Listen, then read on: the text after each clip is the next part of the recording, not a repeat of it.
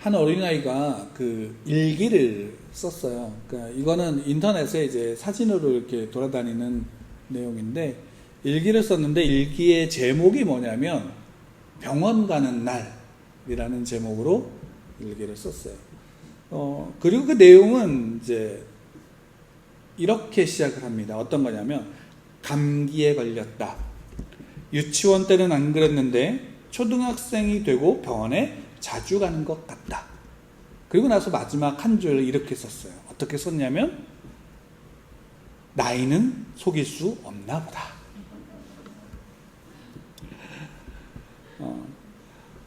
어린아이가 쓴 일기인데 그 안에 이제 가끔 이런 내용들이 있는 글들이 있죠. 우리가 생각하지 못했던, 아이가 하지 않을 그런 번뜩이는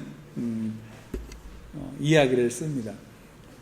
근데 여기에 이 글을 쓰고 이 이야기, 이제 사진을 보여줘. 그 밑에 이제 쓰인 글에 이렇게 되어져 있어요. 뭐냐면, 언제 우리는 본격적으로 나이를 먹는지 아는가? 자꾸 과거나 예전과 비교할 때 나이를 먹는 거랍니다. 비교하는 순간 나이도 먹고 불행도 들어오고 라고 이렇게 쓰였어요. 그러니까 좀 생각을 해볼 수 있죠. 여러분, 나이가 드셨나요? 언제 나이가 드느냐라고 했을 때, 자꾸 예전에 나와 비교했을 때, 과거에는 이랬는데, 요즘 말로 하면 라떼는 이라는 말로 표현되었을 때, 요즘 젊은이들이 그 라떼는 어땠는데 라는 이야기를 하면 대부분 어떤 표현을 쓰냐면 꼰대라는 이야기를 씁니다. 그러니까 나이가 들었다라는 거죠. 그러니까 나이가 든다라는 것이 불행한 일인가요? 한번 생각해 보세요. 여러분들에게 나이를 1살, 2살 먹어서 이제 어른이 되고 노년이 되었을 때 그 나이 먹는 것이 여러분들에게는 어떻게 다가오시는 건가요? 대부분 좋아하진 않으시는 것 같아요. 좋아하진 않는 것 같아요. 그런데 어쨌든 우리는 나이를 먹고 나이를 1살, 2살 먹어가는 그런 가운데 있습니다. 근데 여기서 생각해 보고 싶은 건 이거예요. 그러면 우리 가운데 불행은 언제 들어오느냐라는 거예요. 결국 우리가 불행해지는 이유는 어떤 것 때문이냐면, 그러니까 이거예요. 이 세상에 나 혼자만 살고 나 혼자만 기준이 된다면 내가 불행하다라는 생각을 가질까요? 안 가질까요? 아마 죄인이니까 혼자 있는 것도 불행하다라고 말할 수는 있겠지만, 근데 아마 혼자만 있으면 내가 어떤 것에 불행하고 내가 어떤 것이 좀 힘들고 고통스럽다라는 생각을 잘 안 하게 될 거예요. 그러니까 아이들을 보면 알 수 있죠. 어린 아이들이 그냥 집에서 부모님하고만 있을 때는 그냥 좋지요. 못 먹어도 좋고 많이 먹어도 좋아요. 어떤 걸 입어도 좋고, 어떤 장난, 솔직히 말하면 돌멩이 갖고 놀아도 재밌게 놀 수 있나요, 없나요? 있죠. 근데 아이들이 언제부터 그러면 아이들이 불행에 찾아올까요? 요즘에는 참 볼 게 많아요. TV를 볼 때 TV에 뭐가 나와요? 항상 장난감을 갖고 노는 광고들이 나오잖아요. 어린이 프로에는 더 많이 나와요. 근데 요즘에는 인터넷이 발달하고 또 개인 이제 스마트폰들이 발달하니까 아이들이 어려서 뭘 봐요? 유튜브나 이런 걸 보잖아요. 그 유튜브를 볼 때 항상 그 유튜브의 내용들은 뭐예요? 장난감 갖고 노는 게 왜 그래 많은지 몰라요. 그죠? 그리고 그것에 대해서 설명하고 갖고 노는 것들. 그럼 아이들은 그것에 대해서 자기가 갖고 싶은 장난감들이 생길까요? 안 생길까요? 생겨요. 그게 지금 자기가 사면 한 번 갖고 놀고 이건 재미없어 안 갖고 놀 것에도 불구하고 거기에서 재밌게 갖고 노는 모습을 보면 그걸 사고 싶다라고 얘기를 하고 요구를 하는 거예요. 그런 일들이 굉장히 많죠. 근데 이게 어린아이일 뿐만이 아니라 어른들도 마찬가지잖아요. 여러분들 삶 속에서 내가 불행하다라고 생각하는 이유가 뭐예요? 늘 나보다 행복해 보이는 누군가와, 나보다 건강해 보이는 누군가와, 나보다 부자인 것 같은 누군가와 비교하지 않나요? 비교하잖아요. 그리고 그 비교 속에서 늘 자기가 상대적으로 불행하게 느껴지는 모습들을 우리가 볼 수 있어요. 그래서 여러분들 이제 혹시 읽으셨는지는 모르겠지만 요즘에도 가끔 나오지만 예전에는 굉장히 붐이 일었던 책들 중에 뭐냐면 자기계발서 책들이 굉장히 많아요. 요즘에도 서점에 가면 그런 책들이 종종 나오는데, 근데 재미있는 건 이 책들을 가만히 읽다 보면 결국 자기계발서는 무엇에 집중되냐면 성공에 집중해요. 그러니까 성공한 삶을 어떻게 살아갈 수 있는가, 어떻게 하면 성공한 삶을 살 수 있고 어떻게 하면 그 성공할 수 있는가 라는 내용들로 이렇게 그 책의 내용들이 쓰여져 있어요. 근데 대부분의 내용들이 다 어떻게 하냐면 비슷해요. 대부분의 내용들이 비슷해요. 근데 거기에 이제 그 자기계발서를 두 개로 좀 나눌 수 있는데, 어떤 거냐면 하나는 어떤 책들이냐면 소위 말하면 성공을 어떻게 받냐면 우리가 어떤 업적을 이루는 거예요. 그러니까 소위 말하면 돈을 많이 벌거나 부자가 되는 법, 아니면 소위 성공해서 높은 지위에 올라가는 법, 리더가 되는 법, 이런 식으로 해갖고 그런 내용들을 담고 있어요. 근데 이거는 뭐 어떤 내용들이냐면 성공을 늘 어떤 경쟁 속에서 이겨나가는 거예요. 그렇죠? 여러분들 아이들한테 공부하라고 해요, 안 해요? 공부하라고 하잖아요. 그 공부는 어떤 거예요? 왜? 공부를 잘해야지 내 아이가 더 행복할 수 있다라고 생각한 거죠. 성공할 수 있다고 생각하기 때문에 공부하라고 그러잖아요. 그러니까 그거는 뭐냐면 우리의 기준에 뭐 어떤 내용이냐면 경쟁 속에서 이겨야 되는 거잖아요. 성적이 좋다라는 거는 경쟁 속에서 이기는 거예요? 지는 거예요? 이기는 거잖아요. 그러니까 누군가와 경쟁을 해서 이겨야 되는 거예요. 그래서 성적이 좋아지니까. 그러니까 그렇게 하려면 그 자기계발서를 어떻게 하면 이렇게 경쟁해서 이길 수 있는가의 내용들을 담고 있는 거예요. 그 내용들은 대부분 어떤 거냐면 부지런해야 된다, 성실해야 된다, 그리고 계획적이어야 된다 라는 내용들을 담고 있어요. 또 하나는 조금 이제 이런 것들로 사람들이 지쳐가니까 그 안에서 나오는 또 하나의 이제 책들, 자기계발서 책들은 성공을 좀 이렇게 볼게요. 행복하게 살아가는 방법, 행복하게 사는 방법, 이런 식으로 이야기를 해요. 그러니까 성공을 어떤 경쟁에서 이기는 게 아니라 행복하게 살아가는 거라는 내용들이에요. 이 책들의 내용들도 대부분 다 소위예요. 거기도 뭐 열심히 살아야 된다, 부지런해야 된다, 계획적이어야 된다, 이런 내용들이 있지만 더 하나 이제 그 안에 좀 있는 게 뭐냐면 다른 사람과 자기를 비교하지 말라는 거예요. 자기 자신을 좀 더 사랑할 줄 알아야 된다라는 내용들을 담고 있어요. 그러니까 비교하지 않으면 불행해지지 않을 수 있잖아요. 그러니까 늘 비교하지 말고 자기 자신을 있는 그대로 받아들이고 그리고 자기를 표현하고 이렇게 살아가라는 거예요. 그러니까 자기계발서의 내용도 이런 거예요. 그리고 그런 내용들을 통해서 사람들이 읽다가 도움이 되기도 하고 내용들이 다 똑같으니까 이게 뭐야 라고 하기도 하지만 어쨌든 그런 내용들에 사람들이 관심이 있을까요, 없을까요? 많아요. 여러분들이 생각할 때 어떤 게 좀 더 우리들 기독교인들한테 맞는 책인 것 같아요? 앞에서 이야기했던 경쟁에서 이기는 건가? 아니면은 비교하지 말고 좀 행복하게 살아라 라고 하는 내용, 어떤 것이 여러분들 좀 더 기독교인들에게 좀 맞는 개발습니다. 대부분이 아마 두 번째를 이야기를 할 거예요. 그죠? 왜냐하면 성경의 내용들을 가만히 보면 비교하는 거에 대해, 세상과 어떤 것들을 비교하는 거에 대해서 이야기하잖아요. 그리고 또 성경 분명히 이야기하는 건 하나님은 우리를 있는 그대로 사랑하신다고 하니까. 그죠? 어떤 비교를 대상으로 삼지 않으시니까. 후자가 좀 더 우리에게 맞는 것 같지만 저는 개인적으로 좀 그 안에서 둘 다 맞기도 하지만 둘 다 틀리기도 한다라는 생각을 좀 가져요.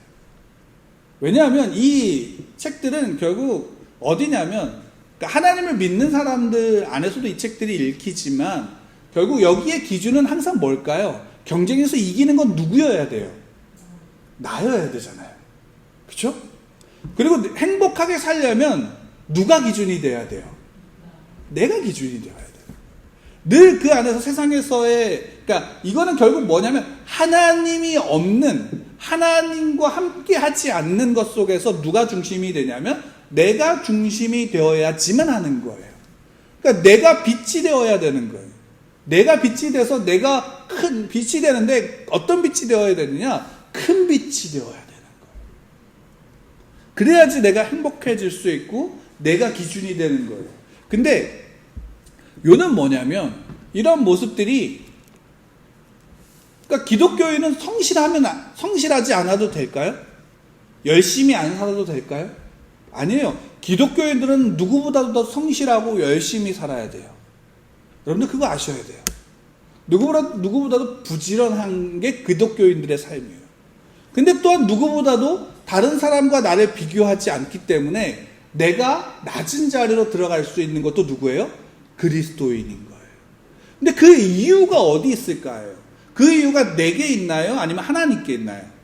하나님께 있다라는 것이 차이예요.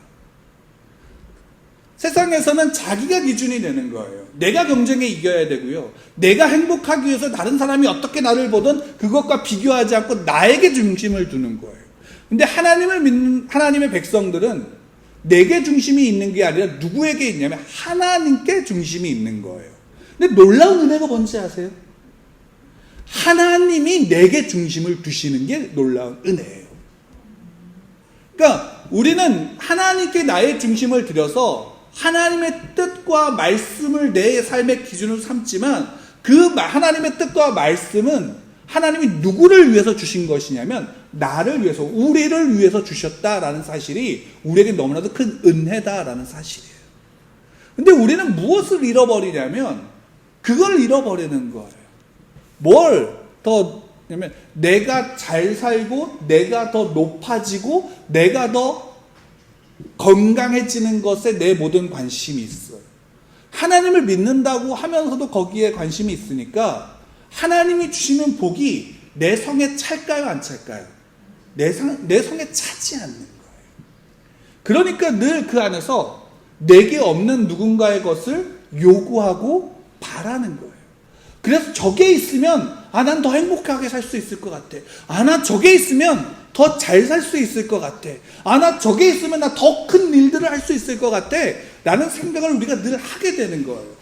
그래서 그 안의 내용들, 그래? 그러면 너희들이 이게 더 필요해? 그럼 이게 있으면 너희들이 잘 살 수 있을 것 같아? 그래, 너희들이 이거 있으면 정말 신앙이, 믿음이 좋아질 것 같아? 그래, 그럼 다 가져봐. 그래서 니들 마음대로 한번 해볼래? 라고 해서 내용들 가운데 우리에게 분명하게 보여주는 성경의 내용 책이 뭐냐면 사사기서예요. 사사기에 우리가 계속 봤지만 사사기에서 이스라엘 백성들이 요구한 게 뭘까요? 이스라엘 백성들이 자기들이 우리는 못 살 거야, 불행하게 살 거야, 늘 고통받으며 살 거야 라고 요구했을까요? 아니잖아요. 잘 살고 싶은 거예요. 하나님의 백성으로서 잘 살고 싶은 거예요. 근데 그 잘 살고 싶은데 그 잘 사는 기준이 늘 어디에 있었냐면 하나님 안에서의 기준이 아니라 내 옆에 보니까 가나안 땅 이방 민족들이 더 잘 살아. 그들의 무기가 더 강하고 그들의 성이 견고하고 그들이 가지고 있는 문화가 너무나도 즐거워 보이는 거예요. 그들의 풍요가 너무나도 큰 거예요. 그래서 난 저것도 가지면 우리가 더 잘 살지 않을까? 라는 생각을 하는 거예요. 여러분 그렇지 않아요? 여러분 한번 보세요. 여러분 왜 건강 달라고 하나님께 기도하세요? 왜 나에게 좋은 직장을 주세요라고 기도하시나요? 왜 내게 물질을 좀 주세요라고 기도하시나요?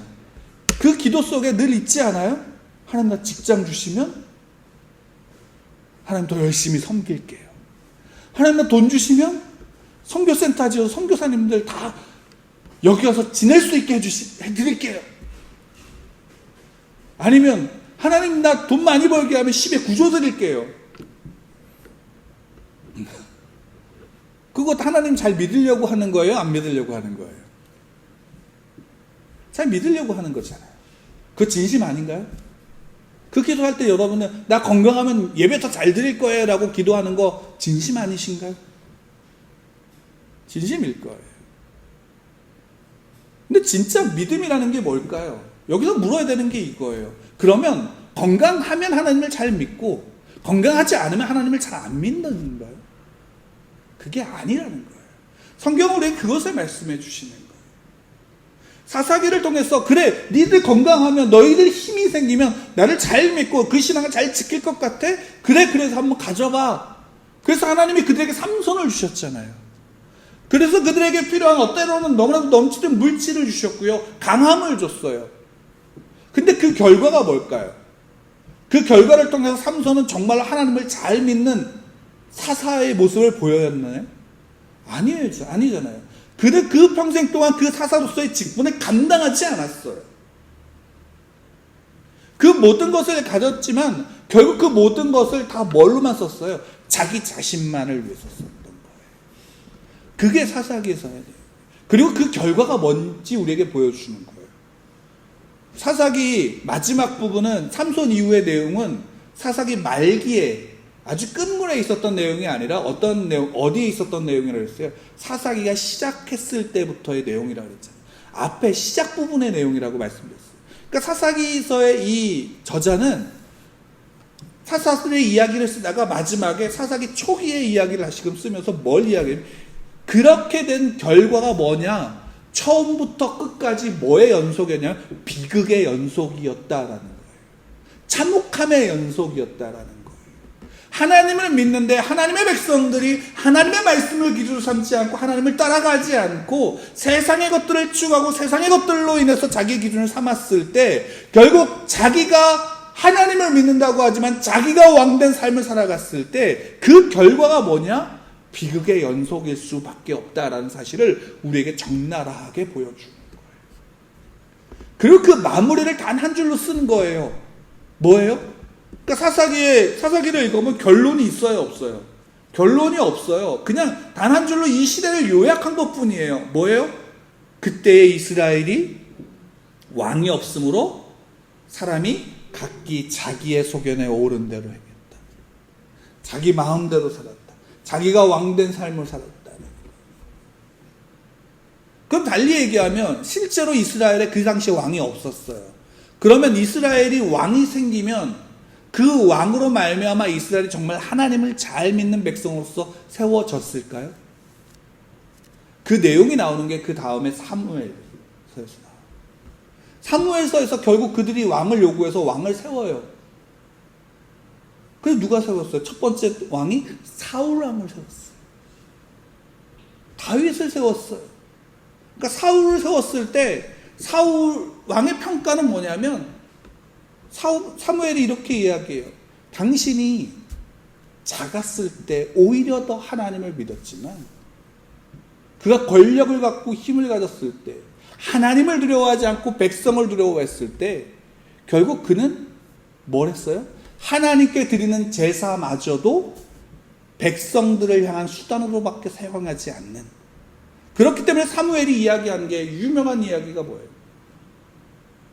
하나님의 말씀에 순종하는 것이 순양의 제사보다 낫다라고 말씀하시죠. 하나님이 하나님의 백성들에게 요구한 것은 어떤 제물을 드리고 어떤 많은 것들을 하나님께 했기 때문이 아니라 그 삶 가운데 중심이 누구에게 있느냐가 더 중요한 거예요. 그래서 하나님이 다윗을 택할 때 다윗이 그 집안의 가장 막내였고 약했고 작았지만 하나님이 그 다윗을 택하실 때 하나님이 말씀하신 게 뭐예요? 그 기준이 뭐예요?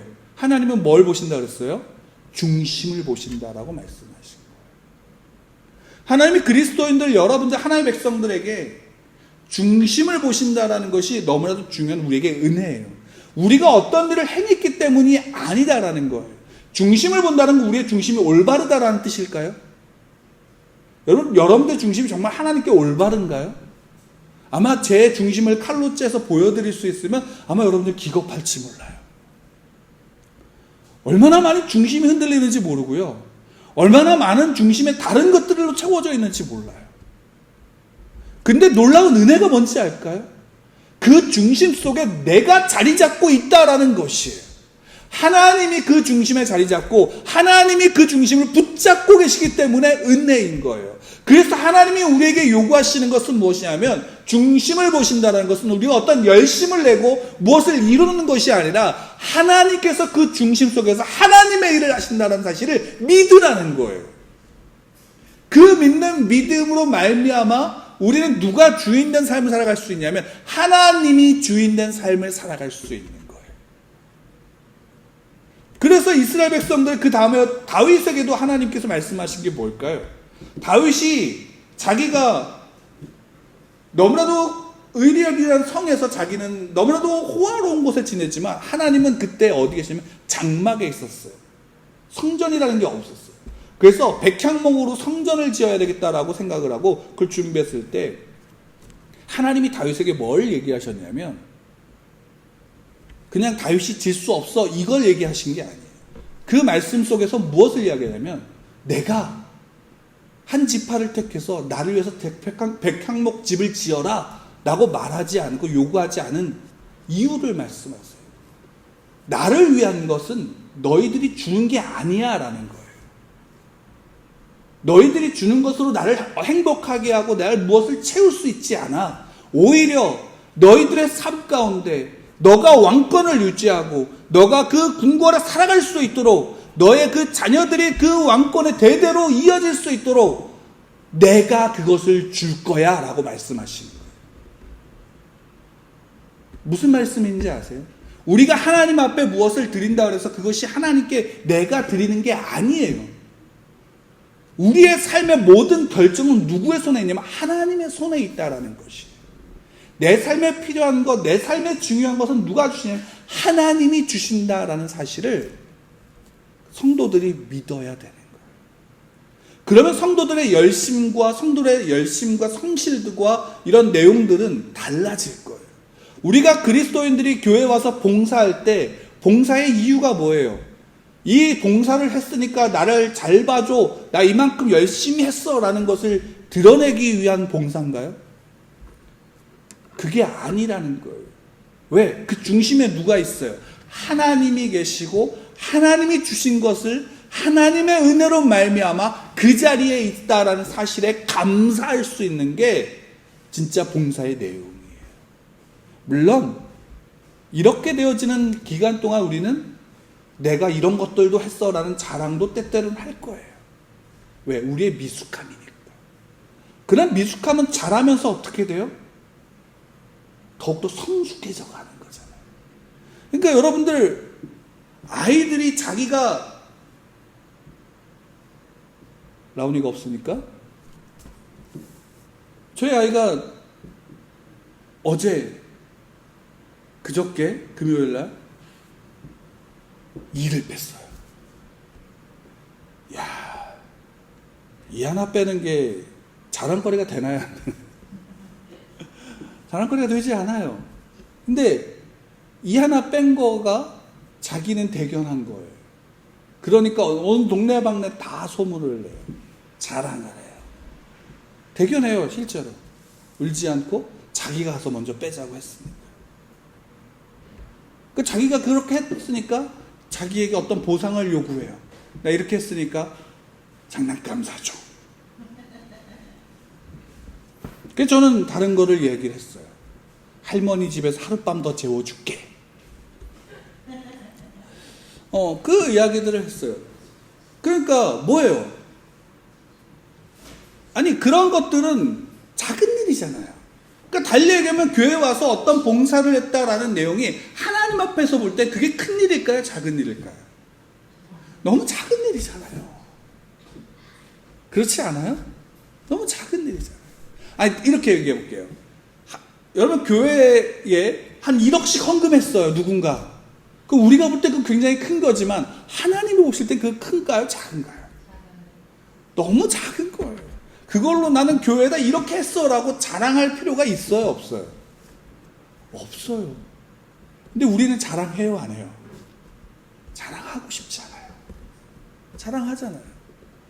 그게 그럼 어린아이의 그 자랑과 1억씩 헌금하고 얼마 대단한 봉사를 했다라는 것의 자랑이 다른가요? 전 다른 걸 모르겠어요. 물론 그렇게 봉사하고 그렇게 섬기는 것에 대한 우리끼리의 칭찬, 우리끼리의 격려는 필요해요? 안 필요해요? 필요해요. 먼저 된 자가 그것에 대해 격려해주고 칭찬하고 같이 기뻐할 수 있는 것 필요해요. 그래야 우리 자신들은 나이가 들어서 자라면서 어떻게 되는 걸까요? 성숙해져 가야 돼요. 내가 어떤 것을 했다라는 것을 드러내는 게 아니라 그것이 하나님의 앞에서 우리의 삶 속에 무엇이 되는 거예요? 당연한 것이 되어져 가는 거죠. 청소를 아이가 했을 때 그 아이는 그 청소한 것에 대한 격려와 인정을 받고 싶으면 그 욕구 속에 자기가 자랑해요. 그럼 우리는 당연히 칭찬해주고 격려해주는 거예요. 그게 어른들의 역할이에요. 그러나 성숙해져 가서 제 나이가 됐는데 설거지 한다고 제가 자랑받고 싶어 한다 그러면 저를 어떻게 보실 것 같으세요, 여러분들?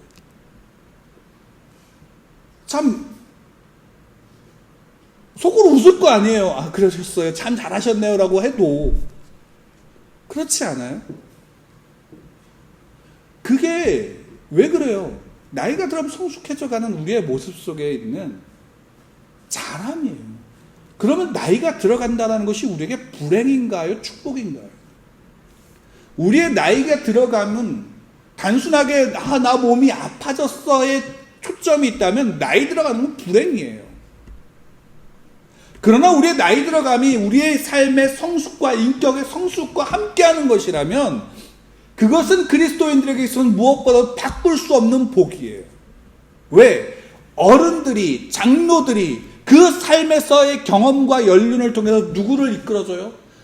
미숙하지만, 어리지만, 아직은 부족하지만 어린 젊은 이들을 이끌어줄 수 있는 지혜가 될 수 있기 때문인 거예요. 그리고 이것이 누구보다도 그리스도인들 가운데, 하나님의 백성들 가운데는 뭐가 되는 거예요? 그 삶의 기준에 누가 함께 하시는 거예요? 하나님이 함께 하신다라는 믿음이 그 삶을 더욱더 풍성하고 더욱더 성숙하고 깊이 있게 만들어 가신다라는 사실들을 사사기를 통해서 우리에게 보여주는 거예요. 너희가 힘이 없어서 약한 민족이 되는 게 아니야 라는 거예요. 너희가 먹을 것이 풍요롭지 못해서 약한 민족이 되는 게 아니야 라는 것을 보여주시는 거예요. 왜? 그 모든 것 속에 내가 너와 함께 한다면 너희들이 비록 숫자가 적지만, 너희들은 비록 강력한 병기들은 없지만, 그리고 너희들이 강력한 어떤 두꺼운 성들도 없지만, 견고한 성도 없지만, 그러나 내가 너와 함께, 그리고 내가 너와 함께 하기에 나는 너희들 가운데 이른 비를 줄 거고 늦은 비를 줄 거야. 왜? 너희들이 살아가는 모든 것 속에서 광야에서 만나를 필요한 만큼 먹을 만큼 먹었듯이 너의 삶에 필요한 만큼 먹은 만큼 필요한 것들을 내가 채워줄 거야 라고 하나님이 약속하신 거예요. 그게 그리스도인들의 삶이에요. 그럼 우리가 무엇이 없다고, 부족하다라고 한 것 때문에 우리가 불행하고 좌절할 이유가 우리에겐 없는 거예요. 믿음의 성숙은 거기에 있어요. 하나님이 나와 함께 하심을 더욱더 그 자리 속에서 믿는 거예요. 그래서 믿음은 어때요? 믿음은 세상의 방법을 따라가는 것일까요? 아니면 세상의 방법과 역행하는 것일까요? 믿음은 세상의 방법과 반대로 가는 거예요. 그러니까 이 반대로 간다는 것을 오해해서 마치 세상의 모든 질서에 대해서 반대로 가야 된다고, 역행을 해야 되고 부셔야 되는 것에 대한 의미가 아니에요. 말씀드렸다시피 그리스도인들은 성실하고 부지런하고 선하고 계획적으로 살아갈 필요가 있어요. 왜? 그것이 근데 그것을 통해서 어떤 성과를 이루어내는 것이 아니라 그것이 하나님과 함께하는 그리스도의 삶 속에서에 있는 하나님과 함께하는 거룩함으로 그것이 드러날 수 있기 때문에. 단적으로 하나를 보면, 여러분 요즘에 기후변화가 있어서 장마가 굉장히 길었잖아요. 기록적인 폭우가 왔잖아요. 그러면 여러분들 그걸 보면서 어떤 생각을 가지세요? 세상에 믿지 않는 사람들도 대부분 이런 것을 경험을 하게 되면, 야, 이런 기후 문제가 큰일이야. 그래서 이 기후 문제를 해결해야 된다는 생각을 해요. 그리고 이것에 대한 이 기후 문제를 해결하기 위해서 생각을 하지만, 그런 필요한 것들을 하자라는 단체들이 있어요. 그리고 그런 정책들을 실행하는 나라들도 있고, 그러면 그런 것들을 하자 그러면 사람들이 야, 이런 것들이 정말 기후 문제니까 이걸 해야 돼 라고 하면 이걸 기쁘게 받아들일까요? 아니면 난 못해 라고 할까요? 여러분 한번 생각해 보세요. 여러분들 기후를 바꾸려면요, 여러분들 집에 난방하는 거 줄여야 돼요.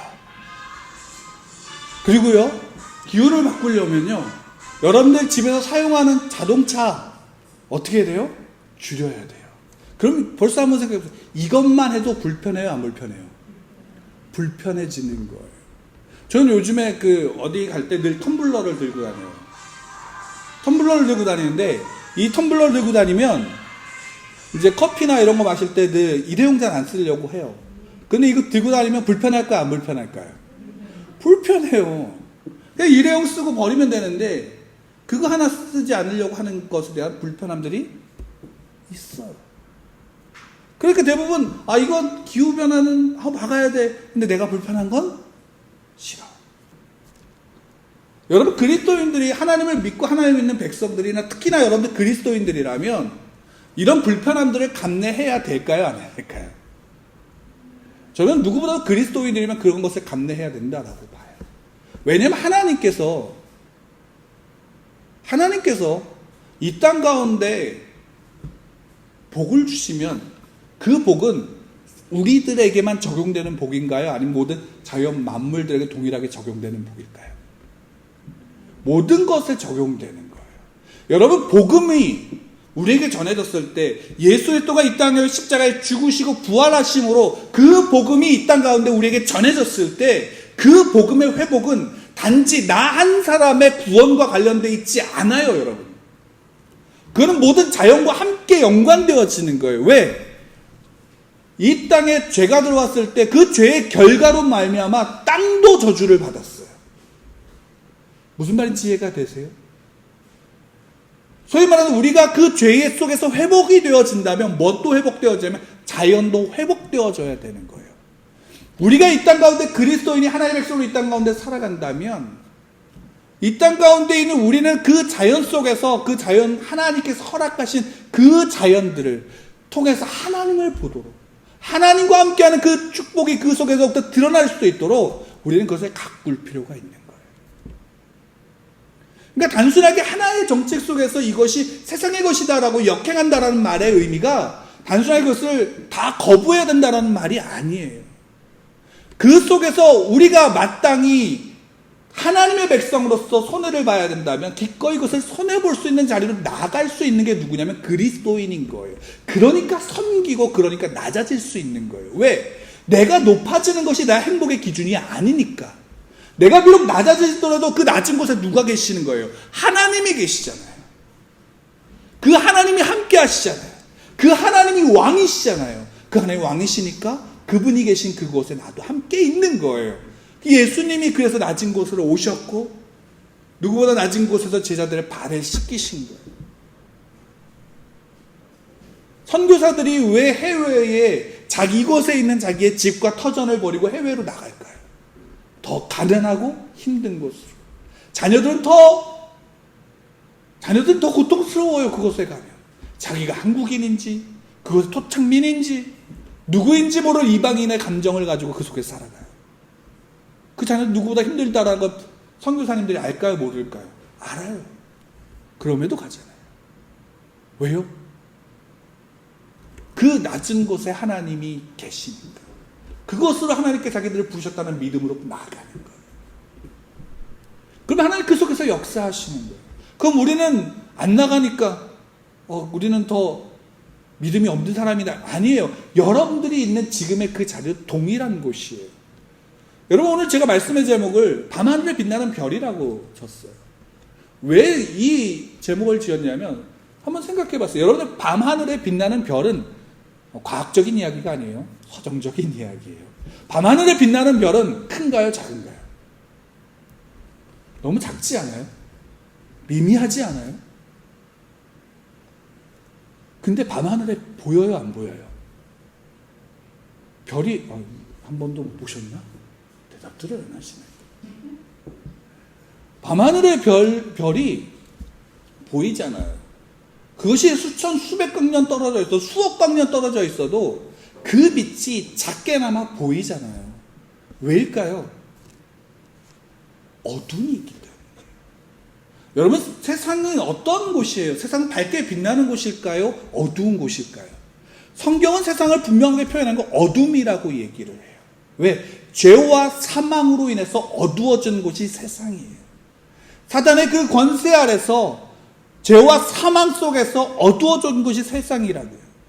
그런데 그 속에서 그리스도인들은 어떻게 하냐면 빛과 소금으로 살라고 예수님께서 말씀하셨잖아요. 여러분, 우리는 이 빛과 소금으로 산다는 것을 오해해서 내가 뭐가 되려고 착각을 하냐면 내가 스스로가 태양이 되려고 하는 착각 속에 빠졌을 때가 많아요. 아니에요. 우리는 별과 같은 존재예요. 밤하늘 너무나 작고 미미하게 비춰지는 별과 같은 거예요. 그 속에선 내가 아무런 영향이 없는 것 같지만 우리는 밤하늘을 볼 때 그 별을 볼 수 있어요. 왜요? 그 별 속에 있는 빛이 어둠 속에서 더 빛나기 때문이에요. 내가 큰 빛이 되는 게 아니라 내가 살아간 그 속에서 복음으로 말미암아 하나님의 말씀을 붙잡고 어둠에서 빛으로 살아간다라는 것이 세상과 역행된 기준인 거예요. 질서인 거예요. 그것이 그리스도인이에요. 여러분, 우리가 어떤 큰 것을 이루는 것이 아니라 우리가 살아가는 그 속에서 내가 하나님의 자녀임을, 하나님의 백성임을 믿고 하나님이 나의 왕이심을 믿는 믿음으로 그 왕이시기에 그분이 나의 기준이 된다면 그렇게 살아가는 그 하루가 뭐가 되는 거예요? 밤하늘에 빛나는 별이 되는 거예요. 그 무엇보다도 아름다운 빛을 발할 수 있는 거예요. 여러분은 한 분 한 분이 여러분의 삶 속에서 빛으로 살아가는 거예요. 빛으로 살아가기 위해서 무엇을 하는 게 아니라 하나님의 빛이, 하나님의 진리의 그 찬란한 영광의 빛이 여러분들 속에 있기 때문에 하나님이 여러분들과 함께 하시잖아요. 여러분, 시편을 보면 시편 37편 5절부터 이렇게 보면 5, 6절을 이렇게 보면 이 내용이 있어요. 제가 읽어드릴게요. 그냥 한번 들으세요. 잘 들으세요. 내 길을 여호와께 맡기라. 그를 의지하면 그가 이루시고 내 의를 빛같이 나타내시며 내 공의를 정오의 빛같이 하시리로다. 여호와 앞에 잠잠하고 참고 기다리라. 자기 길이 형통하며 악한 꾀를 이루는 자는 때문에 불평하지 말지어다. 내 길을 여호와께 맡기라. 그를 의지하면 그가 이루시오. 내 의를 빛같이 나타내시오. 우리의 삶에 어떠한 것을 이루는 게 아니라 우리의 삶을 누구의 길에 맡기면 여호와의 길에 맡기는 거예요. 그분이 하나님께서 뜻하신 그 뜻 앞에 우리의 뜻을 맞추는 거예요. 그러면 그분께서 예수 그리스도의 의를 우리에게 입히심으로 그 의가 그 어둠 속에서 빛나는 거예요. 내가 빛나는 게 아니라 예수 그리스도의 의가 내 안에서 내 의가 돼서 빛나는 것이다 라는 사실을 여러분 믿으시기 바라요. 그러면 그것이 우리의 능력이 되고 우리의 힘이 되고 우리의 삶이 되는 거예요. 복음을 전한다라는 것은, 복음은 우리가 무엇을 해서 얼만큼의 전도를 한다라는 것 이전에 내가 빛으로서 살아가야 되는 거예요. 그 빛 속에 그 빛을 보고 나오는 자들이 있어요. 어쩌면 한 명도 없을 수 있고요. 어쩌면 한 명일 수 있어요. 그런데 어쨌든 그 빛 속에 그 빛으로 말미암아 영향을 받은, 그래서 하나님께서 택하신 이들이 그 빛 앞에 반응하면 나오는 자들이 있다라는 사실이 중요한 거예요. 여러분, 그 빛으로 살아가세요. 여러분의 삶의 그리스도인다움의 빛이 비추어질 수 있도록 여러분의 삶 속에서 하나님의 말씀을 붙잡고 하나님과 함께하는 삶을 살아가세요. 내 소견에, 내가 원하는 바에, 내 기준이, 내가 내 기준이 돼서 살아가는 그 인생이 아니라 하나님이 내 기준이 되고 하나님이 내 능력이 되며 하나님 안에서 내가 살아갈 때 우리의 삶은 그 속에서 뭐예요? 빛과 같이 빛나는 거예요. 여러분들이 지금 얼마나 큰 빛이냐, 여러분들이 얼마나 힘이 있느냐 없느냐가 하나님께는 중요하지 않아요. 사람이 아무리 빛난다 한들 하나님의 빛 앞에서 감히 견줄 수 있을까요? 하나님의 빛이 아니라면 우리는 빛날 수 없어요.